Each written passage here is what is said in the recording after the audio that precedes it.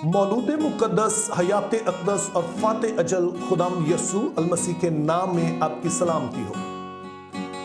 मेरे अजीज़ों, पिछले दिनों में हमने रोज़ों के मौजू पर गुफ्तगू की और आज ही मैंने इस बात को नोटिस किया है कि हमने कोई 12 वीडियोस इस पर बनाई है।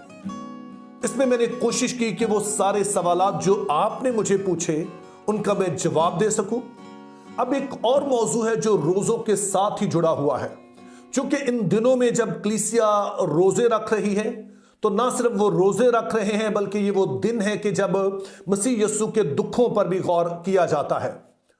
तो आज से हम जो सिलसिला शुरू कर रहे हैं ये यस्सु मसीह के दुखों के बारे में है, उन वाकयात के बारे में है जो यस्सु मसीह के दुखों से मुतालिक है। तो ये भी उसी तरह से मेरी आपसे दरख्वास्त होगी कि जो मौज़ूआत आप सुनते हैं अगर उससे मुतालिक आपका कोई सवाल होता है तो आप मुझे भेज सकेंगे और फिर मैं कोशिश करूंगा कि जब वीडियोस ये तैयार होती हैं तो तरतीब के लिहाज से जहां पर आपके सवाल का ताल्लुक हुआ वहां पर मैं उस सवाल का जवाब दे सकूं। सो ये एक पूरी सीरीज होगी और अगर आप यस्सु मसीह के दुखों को पूरी तरह से समझना चाहते हैं तो आप इसको बाकायदगी से देखिए, हर सुबह 7-8 मिनट दीजिए ताकि आप जो है यस्सु मसीह के दुखों को बेहतर तौर पर जान सके और यूं ये सारा जो लेंट सीजन है ये हम सब के लिए बाइसे बरकत बन सके। अब जब हम यस्सु के दुखों का जिक्र करते हैं तो आम तौर पर इससे हमारी मुराद होती है यस्सु मसीह का पकड़वाया जाना, यस्सु मसीह के कोड़े लगाए जाने, यस्सु के मुंह पर थूका जाना, यस्सु के सर पर कांटों का ताज पहनाया जाना, सलीब उठाया जाना और सलीब पर दिया जाना। लेकिन मेरे अजीजों, हमने ये समझना है कि यस्सु मसीह की पूरी जिंदगी ही दुख थी। वो जो खालके कायनात है जब वो इंसान बनकर आता है और इंसानियत की वो सारी पाबंदियां कबूल करता है, वो लामहदूद जो है वो अपनी इस महदूदियत को इंसान के तौर पर जब कबूल करता है तो इससे बड़ा दुख कोई हो नहीं सकता है। और फिर अपने ही लोगों में आता है, अपने ही उसे कबूल नहीं करते हैं। ये दुख यस्सु मसीह के कहीं गहरे थे जो हमें जिस्मानी तौर पर नजर आते हैं। लेकिन इसके साथ हमने ये भी समझना है कि ना सिर्फ वो चंद दुख जिनकी हम बात करते हैं बल्कि इन सब के पीछे जिस तरह से ये सब कुछ डेवलप हुआ, जिस तरह से उन्हें सलीब तक पहुंचा गया, वो एक पूरे की पूरी एक स्टोरी है। और जब तक हम उस पूरे कॉन्टेक्स्ट में यस्सु मसीह के इन आखिरी दुखों को नहीं समझेंगे तब शायद हम यस्सु के उस हकीकी दुख को समझ भी नहीं पाएंगे। तो मेरे अजीजों, जब हम यस्सु के दुखों पर गौर करें तो आप याद रखिए कि यस्सु मसीह की जो जमीनी जिंदगी थी, जो ख्याल किया जाता है, जो हमें बाइबल मुकद्दस में अंदाजा होता है, वो कोई 33 साल की थी। अब यस्सु की ये जमीनी जिंदगी जो है इसे आमतौर पर 4 बड़े हिस्सों में तकसीम किया जाता है। अब जो पहला हिस्सा है वो यस्सु मसीह का बचपन और यस्सु मसीह का लड़कपन है। ये वो हिस्सा है कि जिसका हमें बहुत थोड़ा जिक्र मिलता है। दरअसल मुकद्दस मरकस और मुकद्दस यूहन्ना है, इनकी अनाजील जो है इसमें तो हमें यह जिक्र सिरे से ही नहीं मिलता है। अब जो मुकद्दस मत्ती है और मुकद्दस लूका वो यस्सु मसीह के पैदाइश और यस्सु मसीह के लड़कपन का जिक्र तो करते हैं, लेकिन इसके लिए मत्ती सिर्फ 2 चैप्टर्स लगाते हैं जबकि लूका जो है वो सिर्फ 1 चैप्टर ही इस बात के लिए मुख्तस करते हैं। अब यस्सु मसीह की जो जमीनी जिंदगी है उसका दूसरा बड़ा हिस्सा जो है वो अवामी खिदमत है, यानी वो आखिरी 3 साल जिसमें यस्सु मसीह ने अवाम में जाकर, लोगों में जाकर खिदमत की, इसको हम यस्सु मसीह की अवामी खिदमत कहते हैं। अब यस्सु मसीह की जो अवामी खिदमत है ये 3 साल जो है इसको 3 हिस्सों में तकसीम किया जाता है।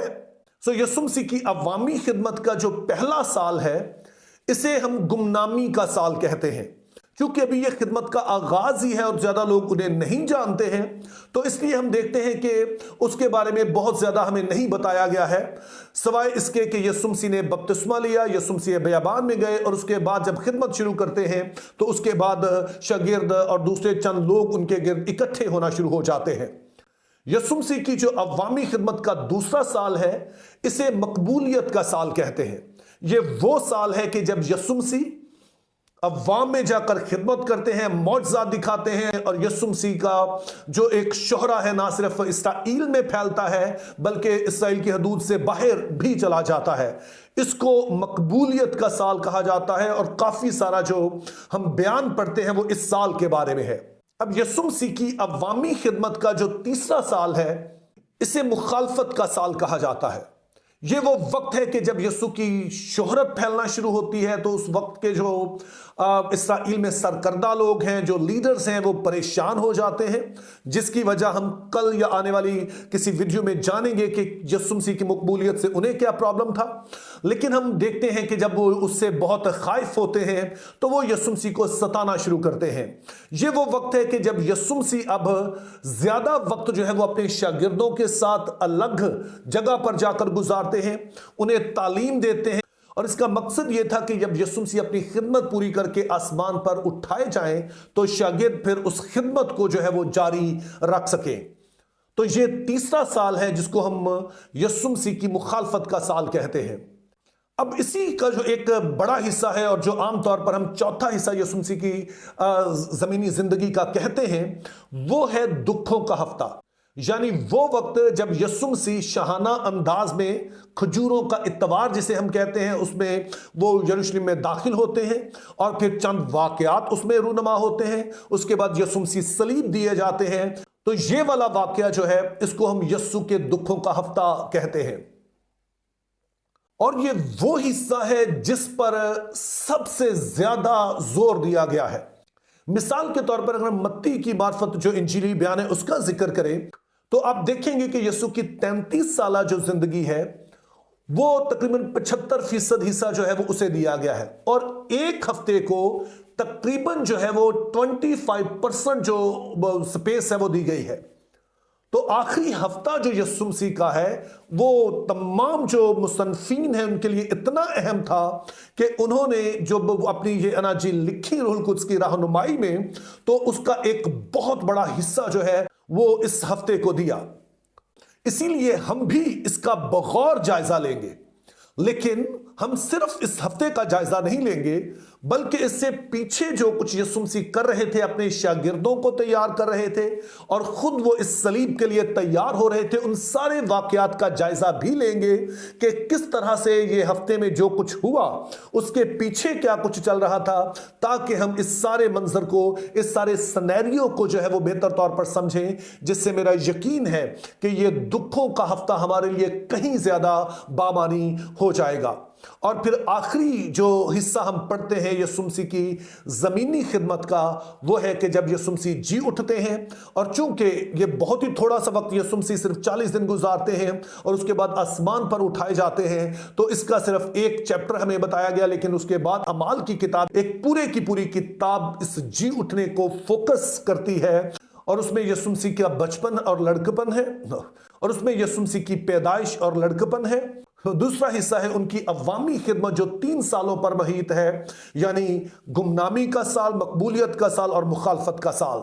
और तीसरा बड़ा हिस्सा जो सिर्फ एक हफ्ता है लेकिन उसको बहुत ज्यादा जगह दी गई है, वो यीशु के दुखों का हफ्ता है। और फिर आखिरी हिस्सा जो है यीशु मसीह का मुर्दों में से जी उठना और फिर आसमान पर उठाया जाना है।